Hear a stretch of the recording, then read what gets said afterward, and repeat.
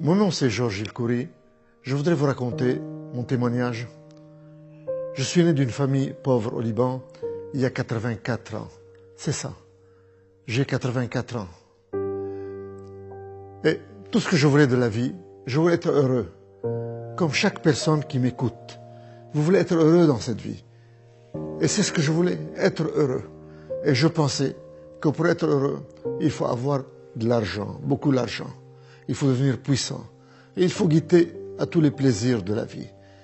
Et je pensais que le meilleur plaisir était le plaisir des relations sexuelles. Alors comme je m'étais marié jeune, au Liban, et j'ai eu quatre enfants, mais je tenais absolument à être heureux. Alors que faire? Vous savez qu'est-ce que j'ai fait?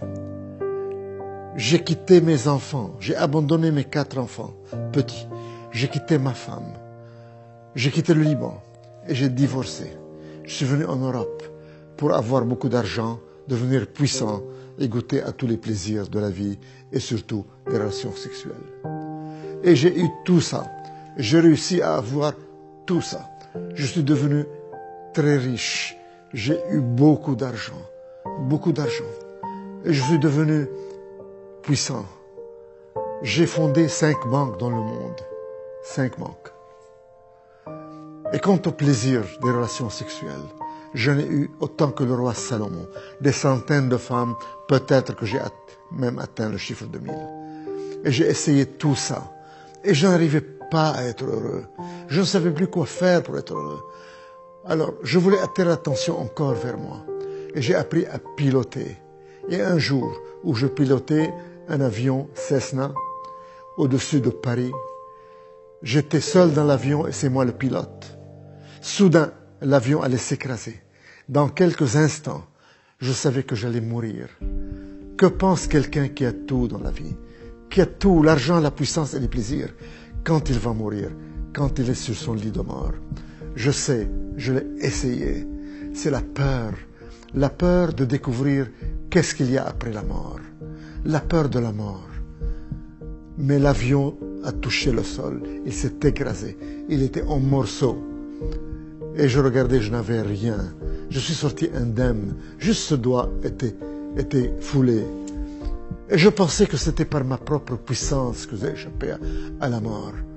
Mais maintenant je réalise qu'il y a quelqu'un qui m'aimait et qui s'appelle Jésus-Christ, Dieu, le Fils de Dieu, qui m'a sauvé d'une mort certaine, parce qu'il a un plan dans ma vie, comme il a un plan dans la vie de chacun de vous.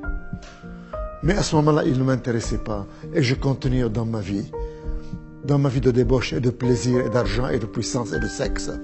Mais je n'étais pas heureux, je n'arrivais pas à trouver le bonheur avec ces ingrédients. Il y a exactement 20 ans, j'étais encore à Londres, directeur général de 2 banques à Londres et responsable d'une banque aux États-Unis à Houston. Ces 3 banques, je les ai fondées moi-même, de rien. C'est moi le fondateur. En somme, j'ai fondé 5 banques dans le monde. 2 banques à Londres, une banque aux États-Unis, une banque à Bahreïn, dans le Golfe arabe. Et j'ai participé dans la création d'une banque à Genève. Je suis devenu puissant, riche, puissant. J'avais des appartements partout. Mon appartement à Paris était à l'avenue Foch, une des plus belles avenues du monde. Mon appartement aux États-Unis était à New York, au Trump Plaza, un des plus beaux immeubles des États-Unis. Quant à la maison que j'habitais à Londres, un vrai château, a mansion comme disent les Anglais, c'était à Twickenham, à 10 km de Londres. Et j'avais un jardin aussi grand qu'un terrain de football. Le fleuve la Tamise bordait mon jardin. Donc dans mon jardin, je regardais les bateaux passer dans la Tamise. Et je pouvais ancrer un bateau au bord de mon jardin comme on gare sa voiture dans un garage. Voilà le genre de luxe que je vivais. Pour aller chez ma copine américaine, je prenais l'avion Concorde de Londres à New York. J'allais souvent et quand l'avion atterrissait à l'aéroport John Kennedy de New York, il y aurait un hélicoptère qui m'attendait. Je descendais de l'avion, je prenais l'hélicoptère et l'hélicoptère m'amenait juste devant mon appartement au Trump Plaza à New York. Voilà le luxe dans lequel je vivais. Je vous donne encore un exemple de luxe. Le premier ministre du Royaume-Uni, il s'appelait John Major. Il m'invitait à un banquet annuel de banquiers, pour un dîner pour des banquiers. Et je me rappelle, je recevais l'invitation et je déclinais l'invitation du Premier ministre. Je n'étais pas intéressé par le Premier ministre. Je n'étais intéressé que pour moi-même, par mon plaisir, par mon argent, par mon luxe. Tout ça pour être heureux, mais je n'étais pas heureux. Je n'arrivais pas à trouver ce bonheur. Il y a beaucoup d'hommes d'affaires qui nous écoutent. Et je leur dis, ou des femmes d'affaires, vous savez de quoi je parle. Vous avez tout, l'argent, la puissance, les plaisirs, mais vous n'êtes pas heureux. Il y a un vide ici que vous n'arrivez pas à remplir avec la puissance et l'argent et le sexe. Et vous cherchez et vous ne trouvez pas. Moi, j'ai trouvé avec quoi je dois remplir ce vide. En somme, ce n'est pas quoi, ce n'est pas quelque chose, c'est quelqu'un. Et son nom est Jésus-Christ. C'est lui seul, quand il vient dans votre vie, il vient et vous comble ce vide et vous donne la joie et la paix et la satisfaction. Quant à moi, à ce moment-là, il ne m'intéressait pas et je cherchais toujours à être heureux par l'argent, par la puissance, par les relations sexuelles. Mais un jour, chers téléspectateurs, j'ai eu un gros problème. J'étais sujet à un chantage terrible. J'étais sujet à un chantage par une femme qui voulait me détruire, qui m'accusait de harassement sexuel et qui allait tout dévoiler. Et j'allais tout perdre, ma position, mes rentrées, mes femmes, mes copines, tout était perdu. Ça aurait été un scandale à Londres. J'étais patron de 2 banques à Londres, un homme connu, un grand financier. Et le scandale aurait éclaté le lendemain et j'aurais tout perdu. Et quelqu'un m'a parlé de Jésus-Christ qui peut résoudre mon problème. Et j'ai crié, Jésus-Christ, si vraiment tu es le Fils de Dieu, si vraiment tu es Dieu, résous mon problème ce soir et moi je changerai de vie et j'abandonnerai cette vie de débauche. Et je te promets, si tu résous mon problème, je n'aurai plus de relations sexuelles en dehors du mariage. Chers téléspectateurs, à l'instant même, le problème a été résolu, le chantage a disparu et le problème est parti complètement. Et c'est ce grand homme d'affaires, ce grand financier, ce grand homme orgueilleux a fléchi ses genoux. Et je suis tombé à genoux et j'ai crié, Jésus-Christ, qui es-tu? Tu es vraiment Dieu, tu es vraiment le Fils de Dieu. Tu as rempli ton engagement, tu as résolu mon problème.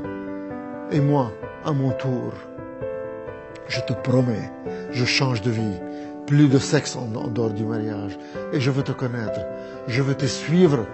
Et la personne qui m'a présenté Jésus, qui m'a parlé de lui, a mis sa main sur ma tête et m'a conduit dans la prière du salut.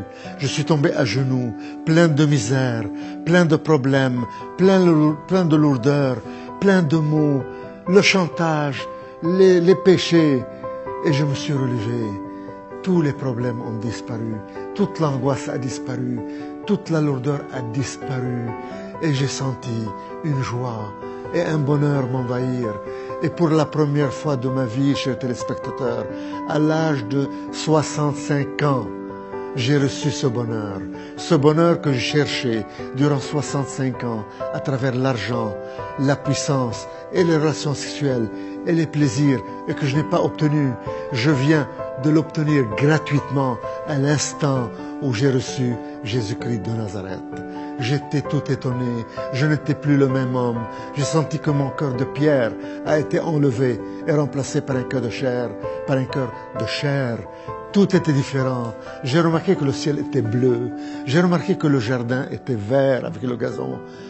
J'étais différent. Mon cœur de pierre a été enlevé et remplacé par un cœur de chair. Alors je me suis tourné vers cette personne qui m'a parlé de Jésus et je lui dis, mais qu'est-ce qui m'arrive? Je ne suis plus la même personne. Qu'est-ce qui m'arrive? Et il me dit, Tu es né de nouveau. C'est ça la nouvelle naissance. C'est ça la relation avec Jésus-Christ. Tu as maintenant la vie éternelle puisque tu as accepté Jésus-Christ. Chers téléspectateurs, ma vie a changé à partir de ce moment-là. Et je suis devenu un homme différent. Je ne peux plus mentir. Je ne peux plus tricher. Je ne peux plus que faire du bien.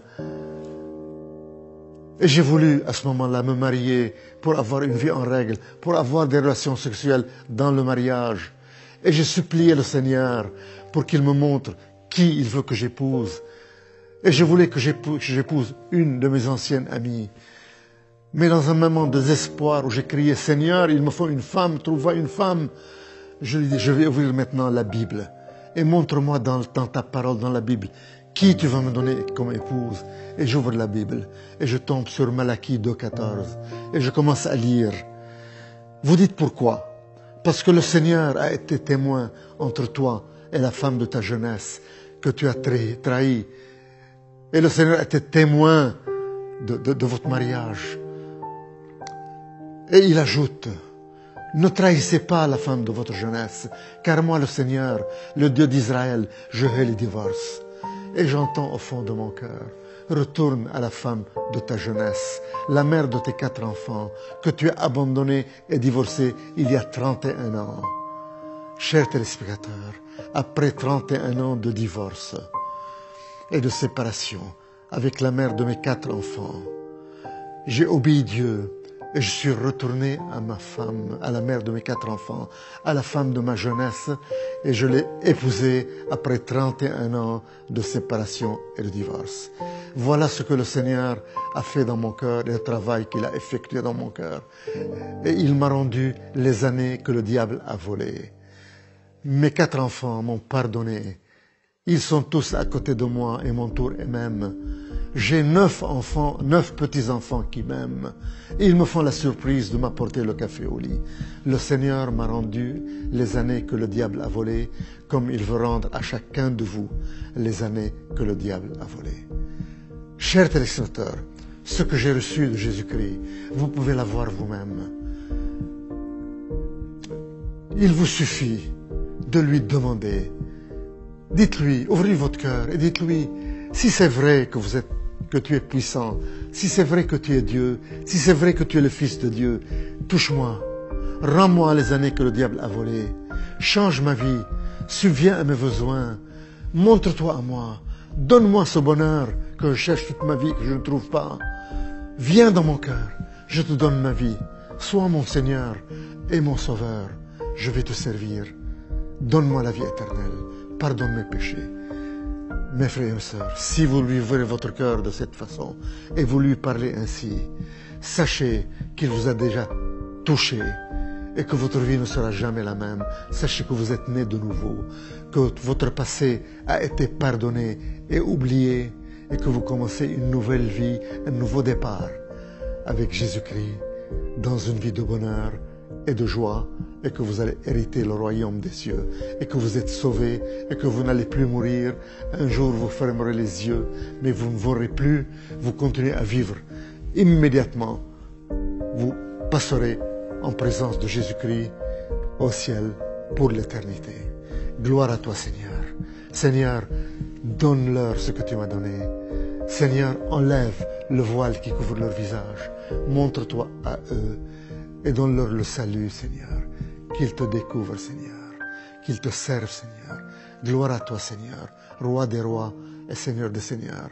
Je te donne la gloire d'avoir changé ma vie et de m'avoir rendu les années que le diable a volées, de m'avoir rendu tout ce que le diable m'a volé et de m'avoir donné cette joie et ce bonheur indescriptible. Tu m'as enlevé la peur de la mort, car je sais que je ne mourrai plus, mais que je vis déjà dans l'éternité avec toi, Roi des rois et Seigneur des seigneurs. Amen.